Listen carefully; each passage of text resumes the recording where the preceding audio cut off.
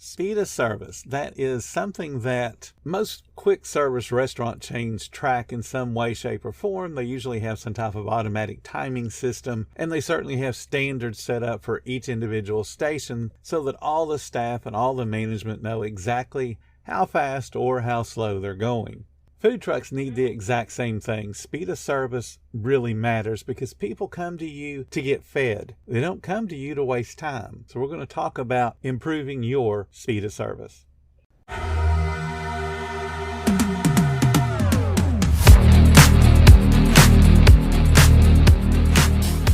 Welcome to the 10-Minute Food Truck Training Podcast. My name is Bill Moore. I am a food truck business coach, author of 5 food truck vending books, including Food Truck 101 and Food Truck 201. This podcast is all about helping you start and grow your food truck business. Membership means more with American Express Business Gold. Earn 4 times membership rewards points in your top 2 eligible spending categories every month, including eligible U.S. advertising purchases and select media, and U.S. purchases at restaurants, including takeout and delivery. What are you waiting for? Get the card that flexes with your spending every month. Terms and points cap apply. Learn more at americanexpress.com/business-gold. Amex Business Gold Card. Built for business by American Express.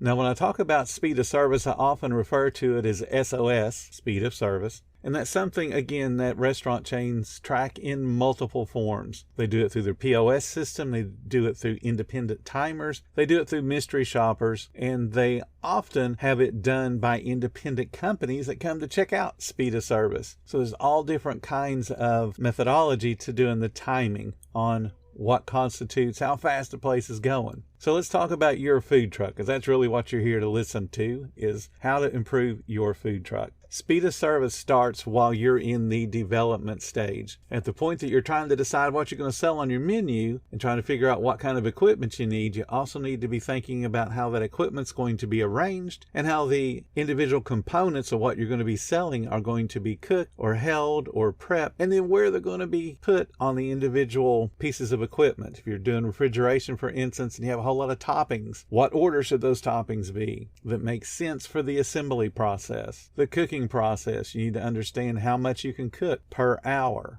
And then you need to mate equipment so that you can produce your food in a certain amount of time. So let's talk about just the basics. If you're a burger truck, something nice and simple, that means you're going to have a flat top. Flat tops come in all different kinds of sizes, from 18-inch all the way up to you can get a 6-foot grill. Obviously, on a food truck, you're probably going to be around the 3 to 4 foot range. So that means you have a certain number of square inches that you can cook for the hamburgers. So if you are selling a normal size patty that's a 5-inch around diameter patty to go on that 4-inch bun, so you got lots of meat hanging off the sides and it looks really, really good, that means that each patty is going to take up about 6 inches of space on that grill, because you need room to be able to flip it and turn it. So that 5-inch patty needs about 6 inches of space. So if you have a 36-inch grill, what does that mean? You can put 1 row of 6 across, and then how many rows deep can you go? Probably 4. So that means you can cook a total of 24 patties at one time. Now, would you be able to hold all those patties and still give out a high quality product? Most likely, yes, if you're busy enough. But the idea is that if your capacity to cook burgers means you're cooking 24 at a time, you got to mate up the number of fryers that you're going to need. You're going to mate up the size of pans to hold the condiments so that you're not constantly refilling. Oh, I need lettuce. Oh, well, I need more lettuce again. Oh, look, I need lettuce. Those kind of things need to be thought out during your planning process. So let's look at that grill that can produce 24 patties per cooking run. If it takes 5 minutes to cook your patties from start to finish, that means in 1 hour you can put out 288 hamburger patties, which that sounds like a whole bunch of hamburgers. So does it make you wonder why when you walk up to a hamburger truck, it takes them 15 minutes to get a hamburger out? Probably they're not cooking more than one at a time. Here's the second problem. Most people only get 1 French fryer. So they have a 36-inch grill and 1 fryer. And they think, ooh, this is awesome. But did you know that French fryers are rated by the amount of food they can put out per hour? So when you see a fryer that says 35-pound fryer or 40-pound fryer or 50-pound fryer, it's telling you this fryer can only produce that amount of food. Again, being 35, 40, or 50. So what does that translate to in French fries? If you have a normal 50-pound French fryer, it will put out 50 pounds of french fries in 1 hour. If you sell those fries in the typical 6-ounce portion, which is a large french fry at most fast food restaurants, that means you can sell about 133 portions of fries off of that fryer. So if you got one fryer and a 36-inch flat top, you are out of balance. The flat top can produce twice as many burgers as it can french fries. So that means you're constantly waiting on fries. If you can get that grill to where you're serving at capacity for the full hour, you're going to fall behind on fries. So now you don't need a 36-inch grill, or you need 2 fryers. That's how you balance equipment. You got to think about what the equipment can produce, and you got to think about your line of products and make sure you can match those lines when you're at capacity. Ideally, you'll be at capacity every single hour that you're open. That's your goal, to get to capacity. Because once you are constantly doing that capacity every single hour, guess what? You need either a bigger truck or a second truck.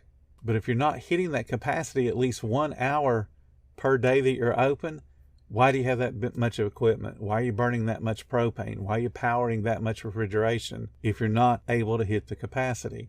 That's why I tell people, start out small and grow into something bigger. Allow the business to pay for the modifications and improvements to your food truck or food trailer, so that you're not sitting there with a $100,000 piece of equipment that's only generating maybe $25,000 a year in sales. Does that make any sense from a financial standpoint? And the answer is no if you're struggling.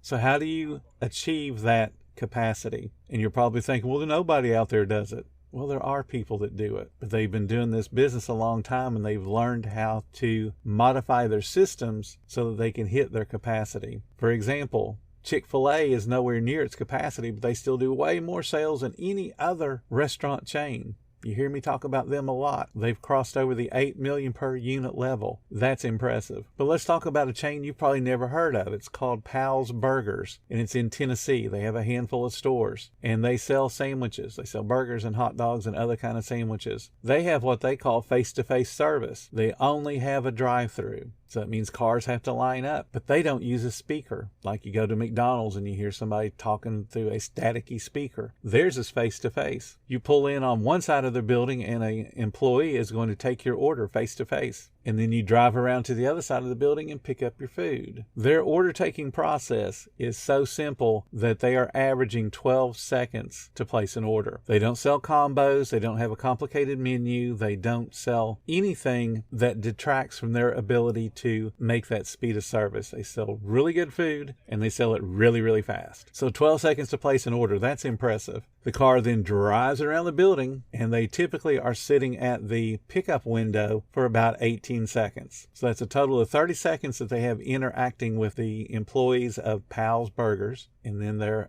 out of there. And they do this consistently. One of the things that is so impressive about Powell's Burgers is they have about 2,500 sales per square foot. Now, if you're not familiar with retail businesses, they look at the number of sales they do per square foot because they're paying rent on all that space. So they want to make sure they're maximizing it. So as a comparison, Powell's is doing $2,500 per square foot. The typical fast food restaurant does just under $700 per square foot. So Powell's may not be a household name, but where they're located, people count on them. Very quick service and very good food. And Powell's has what they call the Triple 100 culture, and that stands for 100% execution, 100% of the time, even when they're at 100% of capacity. So can you imagine being so slammed that you have your grill just full of product, both your fryers are, all 4 baskets are down, and you're still executing and putting out the food quickly? You're not behind, you don't have a ticket rail that's got 30 tickets and you're wondering where this particular order goes out to, and you're confused on who gets what and where it goes. It can easily be done in a food truck, just as easily as it can a 600 square foot tiny restaurant. It's all a matter of staying organized. It's all a matter of training. It's all a matter of pushing yourself to be better today than you were yesterday. Now, to keep up with the employee training, Powell's randomly selects employees to be retrained, and they have to go through a recertification process, and if they don't pass it, they're not allowed to work that position until they do pass it. Most restaurant chains, most food truck owners are happy to have somebody that can fog a mirror and that will show up on time.